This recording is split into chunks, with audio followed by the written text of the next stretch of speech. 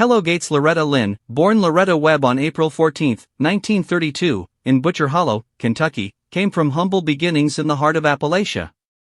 Growing up during the Great Depression, her childhood was marked by poverty but also by music, faith, and resilience.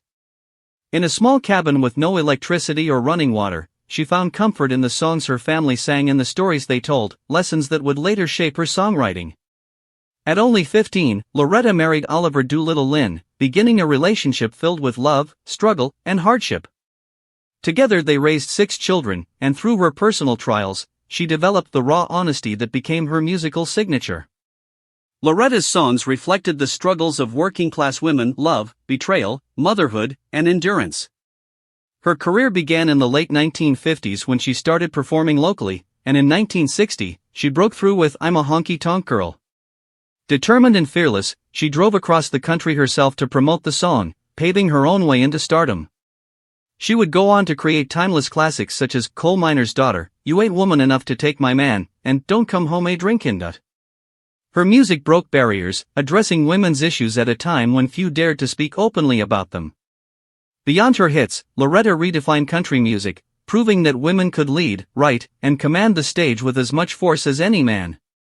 Her life story inspired the Oscar-winning film Coal Miner's Daughter, which immortalized her as one of country's greatest icons. In 1987, Loretta collaborated with K.D. Lang on the album Shadowland, alongside legends like Kitty Wells and Brenda Lee, bridging generations of country women. The next year, she released Who Was That Stranger, her last major label solo album. Though it wasn't a chart topper, it reflected her storytelling magic and connection with everyday life. As the years went on, she focused more on touring, captivating audiences with warmth, humor, and authenticity.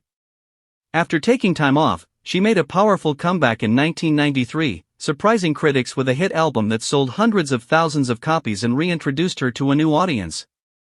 Even as trends shifted, Loretta's music remained timeless, her voice still a symbol of truth and strength. But her greatest heartbreak came in 1996 when her husband Doolittle passed away.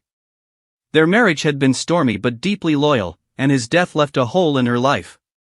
Music became her healing, and in 2000 she released Still Country, followed by Country in My Jeans, proving that she still had the power to top the charts even into her 80s. Loretta refused to fade away. In 2021, at 88, she released her final studio album, Still Woman Enough, revisiting her classics with stars like Reba McEntire and Carrie Underwood. The album celebrated her enduring spirit and her role as the matriarch of country music. Yet behind the fame and the songs, Loretta carried a secret few ever knew. Late in life, she quietly revealed that she once shared a hidden romance with Marlene Dietrich, the legendary German-born Hollywood star known for her beauty, power, and openness about her bisexuality. The two women met in the 1960s, bonding over music and the challenges of being women in male-dominated industries. Marlene was captivated by Loretta's sincerity and humility, while Loretta was drawn to Marlene's confidence and independence. Their connection grew into something more intimate, a relationship filled with tenderness, respect, and secrecy. Marlene's boldness inspired Loretta to be fearless in her art, pushing her to write songs about strength and desire from a woman's point of view. But the times were not kind to such truths.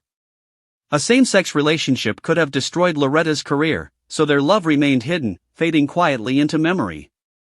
Still, the experience left a lasting mark on her heart and her music. In her later years, Loretta battled health issues, including pneumonia, a broken arm, and a stroke in 2017 that forced her to cancel tours and delay her album Wouldn't It Be Great?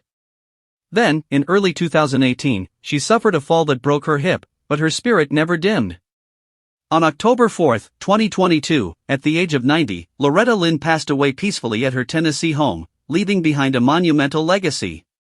She was laid to rest beside her beloved husband, Doolittle, at her Hurricane Mills ranch, a fitting final chapter for the coal miner's daughter who rose from poverty to become a legend. Loretta's story was one of courage, passion, and truth. She gave country music a woman's voice, and even her most private moments revealed the depth of her humanity and the beauty of living fearlessly, no matter the cost.